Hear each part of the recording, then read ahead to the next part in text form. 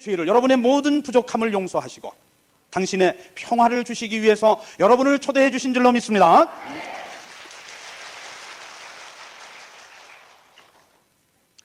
오늘 그 주님께서 우리 모두에게 말씀하고 계셔요. 제자들에게 나타나셔서 너희에게 평화가 있기를 하고 인사하셨던 것처럼 오늘 부활하신 예수님, 오늘 이 피정의 자리에 함께 하셔서 사랑하는 나의 형제들이여 너희에게 평화가 있기를 비노라. 사랑하는 나의 자매들이여 너희 모두에게 나의 평화가 머물 것이다. 오늘 주님께서 이런 놀라운 평화를 여러분 모두에게 허락하시는 줄로 믿습니다. 자, 예수님이 이런 평화를 우리에게 주시는데요, 그 주님이 주시는 평화는 어떤 평화냐? 요한복음 14장 27절에 나는 너희에게 평화를 주고 간다. 내 평화를 너희에게 주는 것이다. 내가 주는 평화는 세상이 주는 평화와는 다르다. 걱정하거나 두려워하지 말라. 예수님이 평화를 빌어주셨는데요, 그 평화가 어떤 평화냐 하는 거예요. 분명히 주님이 주시는 평화는 세상이 말하는 그런 평화는 아닙니다. 세상이 말하는 평화는 뭐 어떤 때 평화롭다고 그래요? 뭐 전쟁이 없을 때 뭐 세상이 평화롭다 그런 말 하죠. 또 개인적으로는 뭐 그냥 배부르고 등 따시면은 뭐 아쉬울 것 없으면은 행복하다, 나는 평화롭다, 그런 말을 합니다. 그러나 그런 평화는 그거는 영원한 것이 아니에요. 환경이 바뀌면은 다 깨져버릴 그런 평화인 거죠. 전쟁이 없어서 평화롭다고 말할 때는 전쟁이 일어나면 그 평화는 즉시 깨지고 말죠. 배고프고 병들면은 다 깨져버리고 많은 평화들이죠. 뭐 이런 세상이 주는 평화가 아니라 주님께서 주시는 평화는 그 어떤 상황 속에서도 어떤 시련과 고난이 나에게 닥쳐온다 할지라도 주님이 주시는 평화는 그 가운데서도 결코 사라지지 않는 그런 영원한 것임을 믿으시기 바랍니다, 여러분. 왜 그런가 하면은요, 이미 십자가의 고난과 죽음을 쳐 이기신 분이 주시는 평화이기 때문에 그래요. 이미 십자가의 모든 고난을 다 겪으신 분입니다.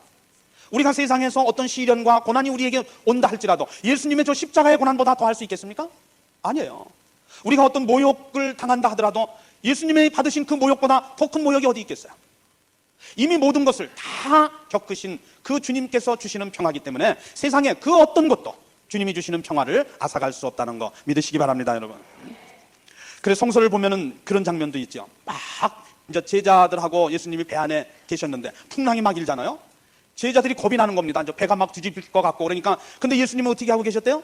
배꼽물을 베고 평화롭게 잠들어 계셨다. 그 와중에서도. 그러니까 제자들이 아니 예수님 좀 일어나시라고, 우리가 지금 죽게 됐는데 잠이 오십니까 지금? 예수님 뭐라고 그러셔요? 왜 그렇게 믿음이 없냐? 그러면서 그 바다를 꾸짖으시자 풍랑이 멈추었다.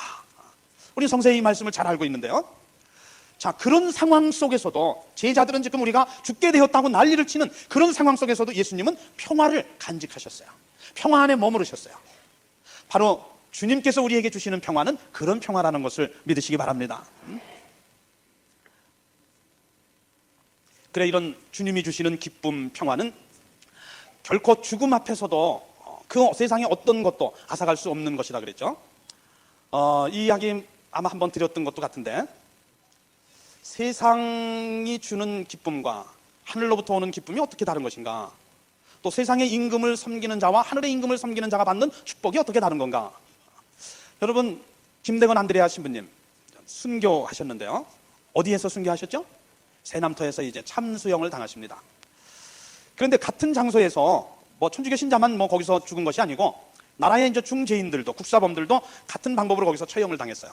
뭐 그 중에 한 사람 들어보라면 아주 유명한 사육신 중에 하나 성삼문을 꼽을 수 있습니다. 성삼문도 그곳에서 김대건 신부님과 같은 방법으로 처형을 당했는데 이 두 사람의 죽음을 한번 비교해 보자는 거예요. 성삼문은 세상의 임금 단종을 위해서 목숨을 내놓죠. 뭐 사실 아무나 그렇게 할 수 있는 거 아닙니다. 임금을 위해서 목숨을 바치는 충성, 대단한 충성이지만, 자, 그 성삼문이 뭐라고 그랬습니까? 이 몸이 죽어가서 무엇이 될꼬 하니 복례산 제1봉에 낙락장성되었다가 백설이 만건건할제 독야청청하리라. 단종 임금에 대한 충성을 드러내는 아주 훌륭한 시지요. 그래 지금까지 이 시가 이제 전해져 오지 않습니까?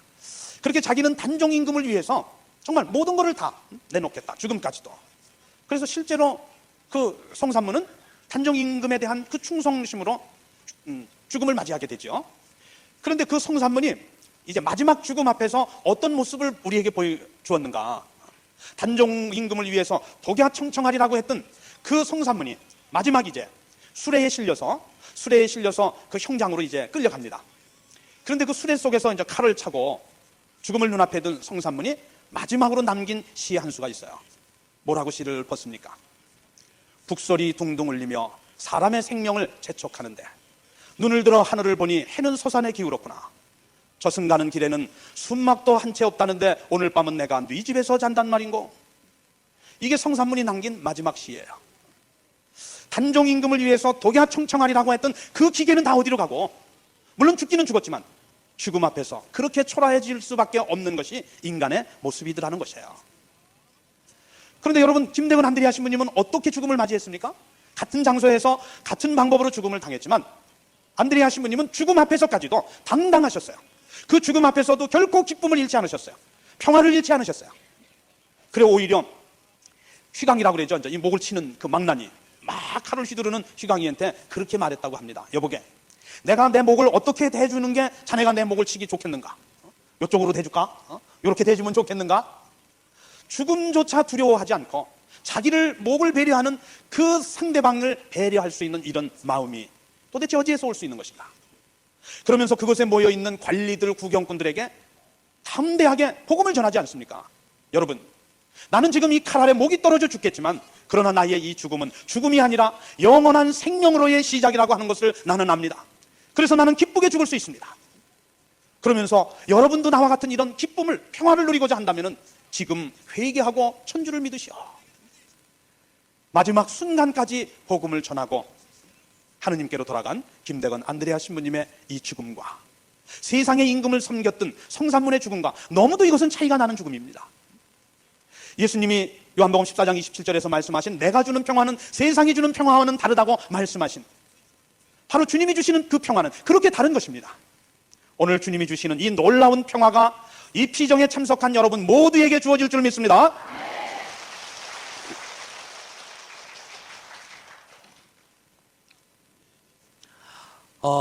어느 날 사생대회, 그림 대회가 있었어요.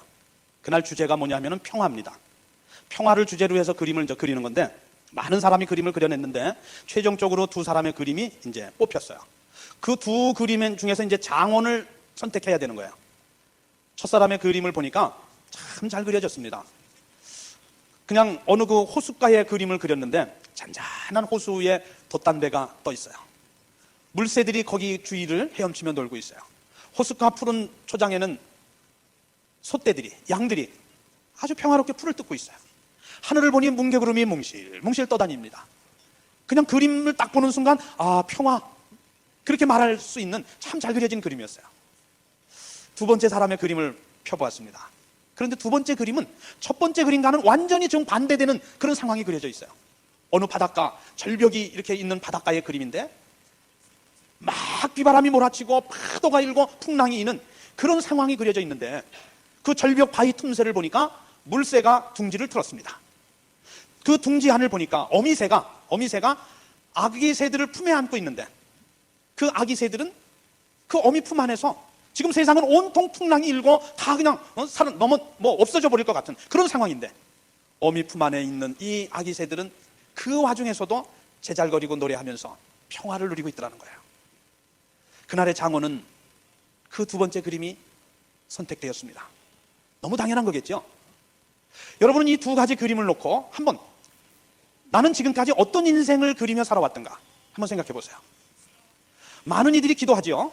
그런데 대부분의 기도는 어떤 기도입니까? 그 첫 번째 그림과 같은 인생을 달라고 비바람 한번 몰아치지 않고 거센 파도 그런 거 한번 겪지도 않고 그냥 늘 평화로운, 늘 문제없는 탄탄대로 넓고 평탄한 길, 그런 인생길을 달라고 기도하지 않았던가. 그런데 여러분, 우리가 기도하지만 그런 인생길은 우리에게 주어지지 않습니다. 여러분, 지금까지 살아온 인생길을 한번 되돌아보세요. 물론 평탄한 길을 걸어온 시간들도 있었지만 또 반면에 얼마나 많은 시간 환난과 시련 속에서 비바람을 맞으며 때로는 높은 언덕을 넘어야 할 때도 있었고 가시밭길을 헤치며 걸어왔던 시간도 참 많이 있었을 것입니다. 또 앞으로 우리가 걸어가야 할 내 인생길도 같은 길이에요.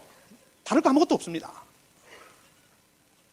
그러나 중요한 건 뭡니까? 앞으로도 그런 시련과 역경이, 환란이 닥쳐올 수 있겠지만 중요한 것은 오늘 그 풍랑이 있는, 비바람이 몰아치는 그 와중 속에도 이 아기 새들은 어미 품 안에 머물러 있음으로 해서 그 과정 속에서도 기쁨과 평화를 잃지 않았다는 거예요.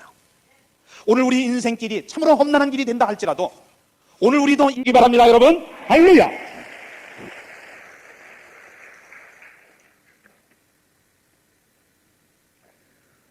분명히 주님은 이런 평화를, 이런 기쁨을 우리에게 주시기 위해서 불러주셨어요. 그래서 우리가 정말 믿음으로 찬미할 때 세상이 줄 수 없는, 세상이 알 수도 없는 그런 하늘의 평화를 주님께서 여러분 모두의 마음에 심어주시리라고 믿습니다. 평화를 너에게 주노라. 같이 하십니다. 세상이 줄 수 없는, 세상이 알 수도 없는 평화, 평화, 평화, 평화를 내게 주노라. 다시 한번 같이 하십니다.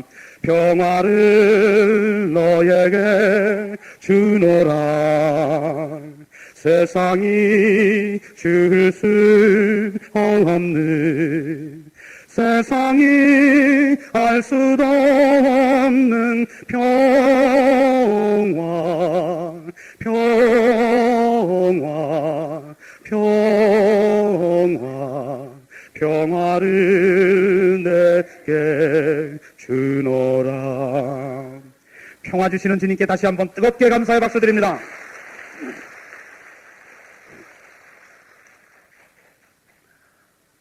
예수님이 이제 제자들에게 다시 한번 평화를 빌어주시죠. 그러면서 뭐라고 말씀하십니까? 아버지께서 나를 보내신 것 같이 나도 너희를 보낸다 말씀하셨어요. 아버지께서 나를 너희에게 보낸 것처럼 나도 너희를 저 세상 모든 사람들에게 보낸다 하시는 거예요. 그래서 예수님은 제자들을 평화의 사도로 평화를 빌어주셨으니까 그 평화를 이제 세상 모든 이들과 함께 나누라고 말씀하시는 것이죠. 예수님 세 계명을 주셨죠? 내가 너희를 사랑한 것처럼 너희도 서로 사랑해라 말씀하셨어요. 부활하신 예수님 제자들에게 평화를 빌어주시면서 내가 너희에게 평화를 주었으니 너도 돌아가서 내 가족들에게, 내 이웃들에게, 이 세상에서 고통받고 정말 보잘것없는 이들에게 내가 준 그 평화를 나누라고 말씀하시는 줄 믿습니다. 자, 이 평화 한번 나눠야 되지 않겠습니까? 가장 가까운 이웃이 누구예요 지금? 바로 옆에 있는 분이죠, 그죠? 우리 옆에 분들하고 주님께서 주시는 이 평화 안에 머무시라고 인사 좀 나누세요.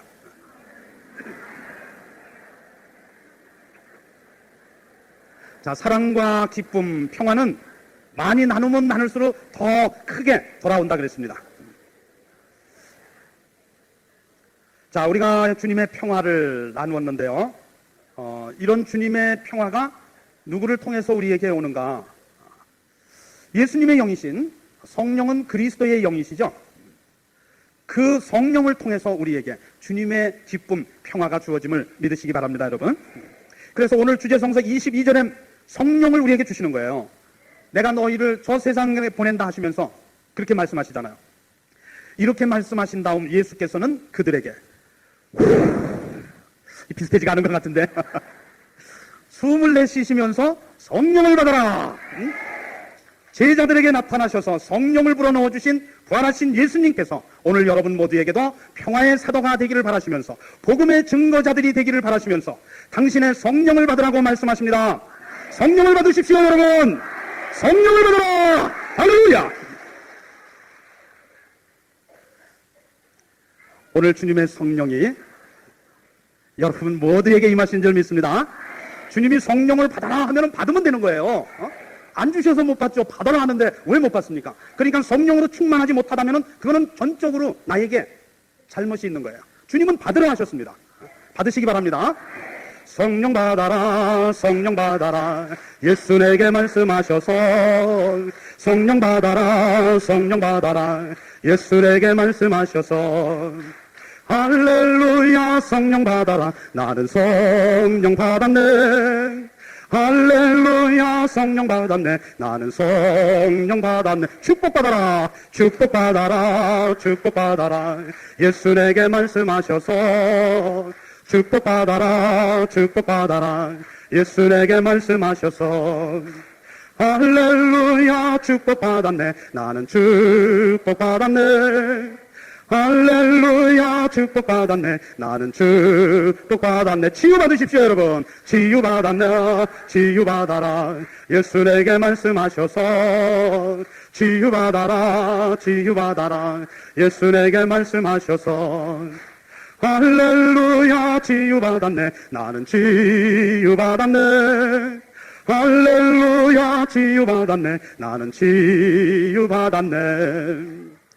부활하신 주님께서 성령을 보내주시면서 오늘 우리 모두가 성령으로 충만하게 해주시고 하나님 축복 안에 머물게 해주시고 우리들의 영과 또 우리들 마음과 육체의 모든 아픔을 치유해 주신 줄로 믿습니다. 할렐루야 할렐루야. 자, 주님께서 성령을 받아라 하고 말씀을 하셨는데요, 중요한 게 하나 있어요. 주님께서는 왜 우리에게 성령을 받으라 하시는가? 하나님은 우리에게 왜 성령을 보내주시는가? 성령을 보내주시는 하나님의 뜻을 우리가 알아들어야 돼요. 이 주님의 뜻을, 성령을 보내주시는 주님의 뜻을 우리가 제대로 못 알아들으면 문제가 생깁니다. 그래서 성령 받았다고, 나 무슨 은사 받았다고, 하나님이 그 은사를 왜 주시는지를 모르기 때문에 그 은사를 가지고 하나님께 영광이 되는 것이 아니라 오히려 하나님의 누를 끼치는 이런 일들을 하고 있기 때문에 그렇습니다. 그래서 주님은 왜 우리에게 성령을 보내주시는가? 여러 가지 목적이 있지만 가장 큰 목적은 무엇입니까? 성령의 능력을 받아서 부활하신 주님을 증거하고 복음을 전파하라고 주님은 우리에게 성령의 능력으로 채워주시는 것이다. 이것을 꼭 명심하셔야 돼요, 여러분. 그래서 사도행전 1장 8절 말씀을 보면은 성령이 너희에게 오시면 너희는 힘을 받아 예루살렘과 온 유다와 사마리아뿐만 아니라 땅끝에 이르기까지 어디에서나 나의 증인이 될 것이다. 이 사도행전 1장 8절의 이 말씀을 절대로 여러분 잊어서는 안 돼요. 그냥 성령 충만, 성령의 은사, 이걸 늘 우리가 구하지만 하나님은 그 성령을 우리에게 무엇을 위해서 쓰라고 주시는가? 이 말씀을 올바로 알아들어야 된다는 거죠. 성령이 우리에게 오시면은 우리는 그 성령의 능력을 받아서 우리 가정과 이웃뿐만이 아니라 저 땅 끝에 이르기까지 어디에서나 주님의 증거자가 될 수 있도록, 그래서 성령을 우리에게 보내주신다고 하는 말씀을 기억하시기 바랍니다. 그래서 초대교회 제자들을 보면 그걸 알 수가 있어요. 마르코 다락방에 모여서 문을 걸어 잠그고 벌벌 떨고 있었죠, 제자들.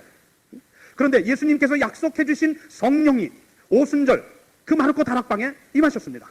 오순절 성령 강림. 사도행전 2장을 보면은 그 성령 강림의 장면이 아주 자세하게 묘사되어 있지 않습니까? 기도하는 제자들 위에 세찬 바람이 부는 듯한 소리가 들려오더니 성령께서 불효의 모습으로 제자들 위에 임하였다. 성령 받은 거죠. 성령이 오신 거죠. 그 성령을 받은 제자들이 어떻게 변화됐느냐 하는 거예요. 지금 바로 직전까지는 두려움에 떨면서 숨어서 기도하고 있었어요. 그런데 성령을 받은 그들은 이제 더 이상 예전의 제자들이 아닌 것입니다. 더 이상 죽음이 두려워서 숨어있는 제자들이 아닌 것입니다. 그 다락방문을 박차고 뛰쳐나가서 그 유다인들 앞에서 담대하게 그리스도를 증거하고 복음을 전하기 시작했다. 그래 베드로의 그 오순절 설교 한 번으로 3,000명이나 되는 사람들이 예수를 믿게 되었다. 자, 성령을 받은 제자들이 가장 먼저 행한 것이 뭡니까? 뛰쳐나가서 복음을 증거한 것입니다. 이것으로 보더라도 하느님께서 우리에게 그리스도를 통하여 성령을 보내주시는 뜻은 다른 거 아니에요. 너희도 온 세상을 두루 다니며 그리스도를 증거하고 복음을 선포하라고. 오늘 성령으로 충만되어지는, 또 성령 충만해야 할 우리에게 주어지는 첫 번째 사명이 무엇인가를 깨닫고 돌아가셔서 모든 이들에게 복음을 전하는, 그래서 주님 왕국을 이루는데 일일을 담당하는 여러분 되시기를 바랍니다. 그래서 이 선교는 사명으로 주어진 거예요. 여러분, 세 계명, 내가 너희를 사랑한 것처럼 너희도 서로 사랑하라. 사랑의 계명을 세 계명으로 주셨는데요, 가장 완전한 사랑의 행위가 무엇이냐? 그게 전교하는 거예요, 여러분. 가장 완전한 사랑 실천, 그게 전교하는 겁니다. 여러분, 사랑을 베푼다고 이웃에게 불쌍한 사람에게 먹을 건 좀 주고 옷도 나누어 입히고, 그거 사랑의 행위죠. 그러나 그건 완전한 사랑일 수가 없어요.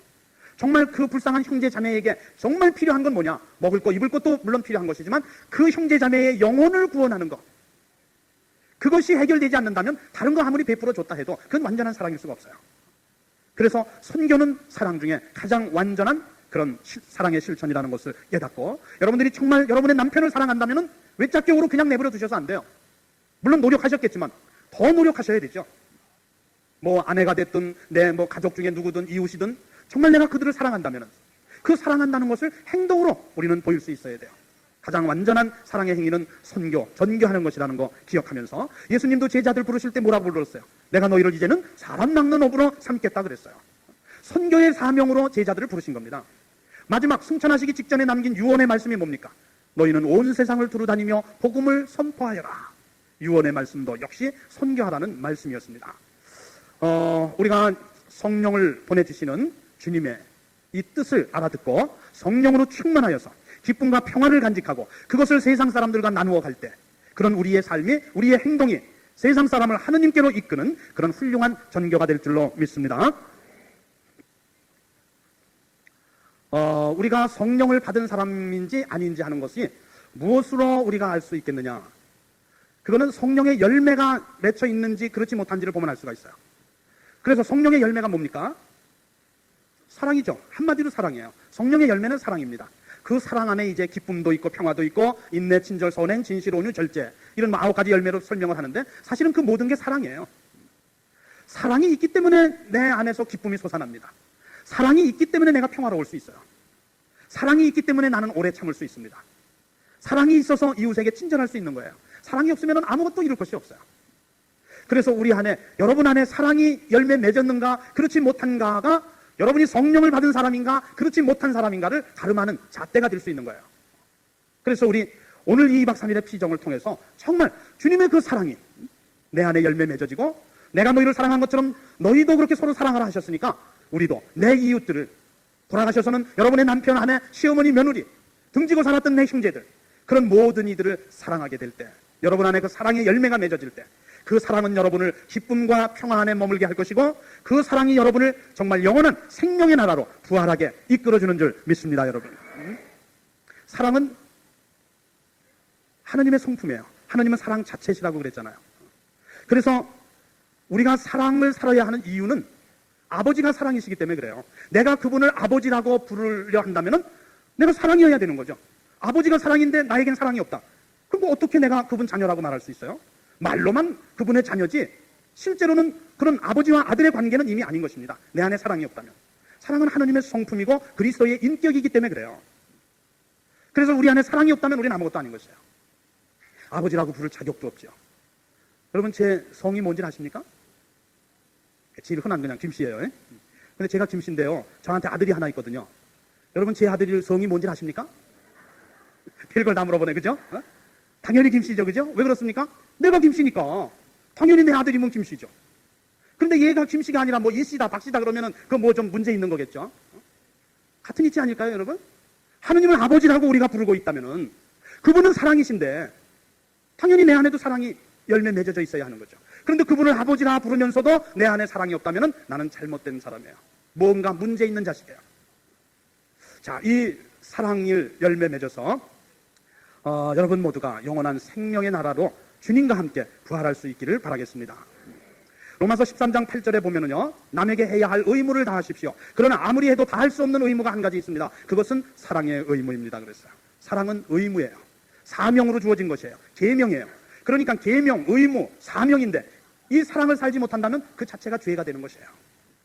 사랑은 뭐 하면 좋고 뭐 다만 어떻게 할 수 없지, 이런 편리하게 생각할 수 있는 성질이 아니라는 거, 의무로 주어졌다는 것을 꼭 기억하시고 사랑의 열매를 맺으셔야 되겠습니다. 많은 사람들이 요즘 세상이 어둡다고 말합니다. 왜 그렇습니까? 세상이 어두운 것은 다른 이유 없어요. 우리에게 사랑이 없기 때문에 세상은 어둡습니다. 사랑은 빛이기 때문인 것입니다. 세상이 썩었다는 말들을 우리는 많이 하죠. 또 많이 듣습니다. 왜 그렇습니까? 그 원인 또한 나에게, 우리에게 사랑이 없기 때문이에요. 사랑은 소금과 같은 것이기 때문에 그렇습니다. 세상이 삭막하다, 사람들의 그 마음들이, 그냥 심령들이 다 굳어져 버렸다, 냉랭하게 얼어붙어 버렸다. 왜 그렇습니까? 지금 내 안에, 우리 안에 사랑의 불이 꺼져 버렸어요. 그래서 이제 우리 정말 우리들 마음속에 오늘 이 피정을 통해서 다시 한번 사랑의 불길이 지펴져야 되겠다. 그래서 여러분 마음 안에서 이제 타오르는 그 사랑의 불길이 어두운 세상을 밝히고 썩어가는 세상을 치유하고 얼어붙은 내 이웃들의 마음을 녹여서 우리 모두가 주님이 주시는 기쁨과 평화를 노래하면서 영원한 생명의 나라로 부활되어지기를 바랍니다. 할렐루야! 우리 좋으신 주님께, 평화를 주시는 주님께 성령으로 충만하게 이끌어주시는 우리 주님께 뜨거운 감사의 박수를 드립니다. 할렐루야! 할렐루야! 영광이 성부와 성자와 성령께